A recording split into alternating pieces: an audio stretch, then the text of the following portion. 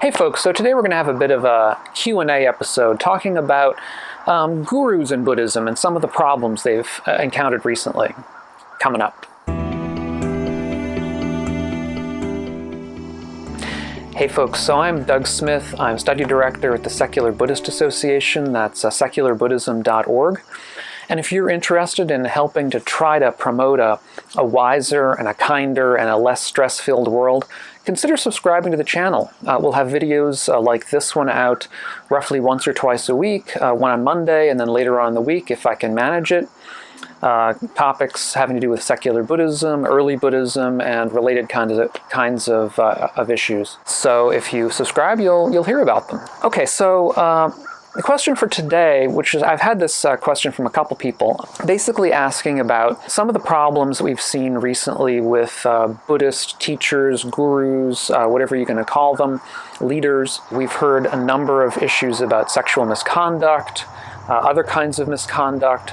And right speech being what it is, I'm not going to really get into them. If you're interested, you can do Google searches and find out as much as you want to know about the people involved. They've been generally in the Zen tradition for many, many years. There have been several of these occurrences in the Tibetan tradition more recently, but the particular tradition doesn't matter so much. What matters more are the backgrounds and what we should think about them, how we should approach this as secular practitioners, or as Buddhists in general, because I think that the lessons are pretty general lessons.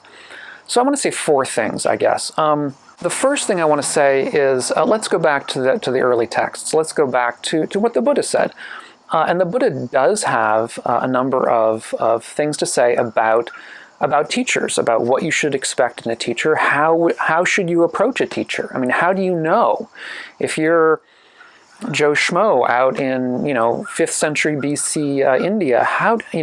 What should you expect in a teacher? What should lead you to believe that a teacher is worth following? And there are a couple of different texts where he approaches this question. One is the Vimamsaka Sutta, and the other is the Chanki Sutta.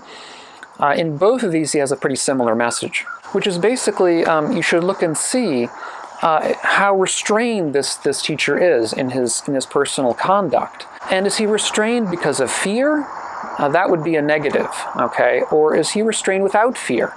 Not because he's afraid of anything, but just because of the way he or she is. Does the person display greed? Do they display lust? Do they display anger regularly with their students? Do they display these in verbal or in physical kinds of manifestations? In other words, look at their behavior. See how they behave with other people. See if they display the kinds of personal traits that you're looking for them to teach. If you're looking for them to teach restraint and ethical conduct and so on, do they themselves display these kinds of traits? Now that may seem relatively obvious, but I think historically it hasn't been so obvious. People have been more than willing to apologize for or cover up pretty clear examples of bad behavior, unskillful behavior, even unethical behavior. Second point I want to make is that in the later tradition, we get more of an idea of what's called skillful means. And skillful means is a broad catch-all to involve all kinds of teaching techniques that don't seem obvious. In other words, if someone scolds a monk, someone scolds somebody for doing something wrong, you might say, well, scolding somebody is a bad thing to do. It perhaps displays anger. It at least isn't something that's hurtful. Certainly the Buddha scolded people, and one might say in his defense, look, this is a skillful means. This is, although it is painful for that particular person to be scolded, it's skillful in the particular context in which it occurs. In other words, if you hadn't scolded the person, they wouldn't have gotten better. And certainly there's some extent to which you can take skillful means in this regard. But I think more recently there's been a lot of pretty clearly bad conduct that at times gets excused as being merely skillful means. And I think we have to push back on that. In the same way, as I recall, some people, when accused of basically what are crimes, will advert to discussions of emptiness and that kind of thing. And once again, same kind of problem here. I think one has to be careful to describe clearly what's happening and not try to paper over it with sort of rhetorical ploys. So that's the second point. Now, so where does this lead us? This leads us into what I would consider the third point, which is, as secularists, I think we're in a particularly good place to say, look, there's a certain problem with the guru, the very strong teacher in general. Within the Buddhist tradition, within the early tradition at least, the Buddha himself, while he was, for sure, a very strong teacher, a real guru, somebody that everyone looked up to, it was not the case that he was really, at least from the evidence that we have, really leading each monk individually on their path and telling them what to do every step of the way. He seems to have been pretty much somebody who was hands-off. He would answer questions when they were asked. He would certainly make himself available. But as far as your own work along the path, that was sort of your own job to deal with that. And whereas nowadays in certain of the traditions of Buddhism, we find sort of an opposite kind of approach, which is the approach that, look, you cannot get anywhere along the path without a guru, without a teacher. And the teacher has to tell you each step you're supposed to take, what you're supposed to do next, how you're supposed to interpret everything. Whenever something happens, you're supposed to talk to your teacher. There's a sense in which progress along the path is impossible without a guru. That is, I think, a more recent development.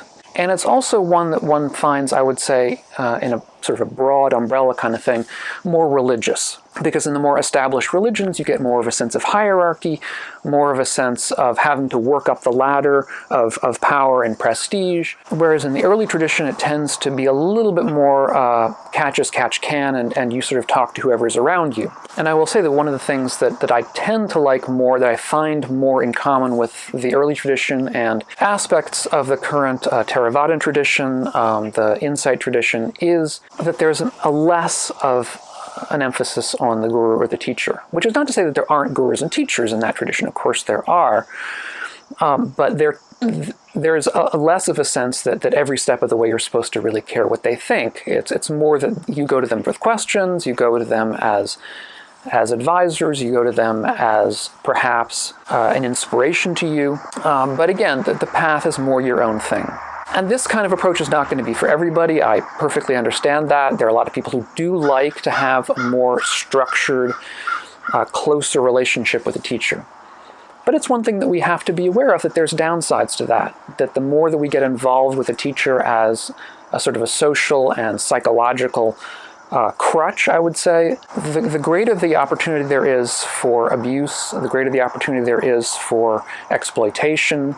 So if we keep that in mind, I think we're going to be 90% along the way. And finally, the fourth point is that I think, having said what I just said, we really do have to keep in mind that there are differences between people in their abilities, in their background, in their history, in their knowledge. And so insofar as we're going to be, let's say, secular, or we're going to stand a little bit farther back from the teacher or the guru, I think that shouldn't lead us to a place where we're basically going to say that nobody has anything to teach us, that we can do everything for ourselves, and that we're better off alone.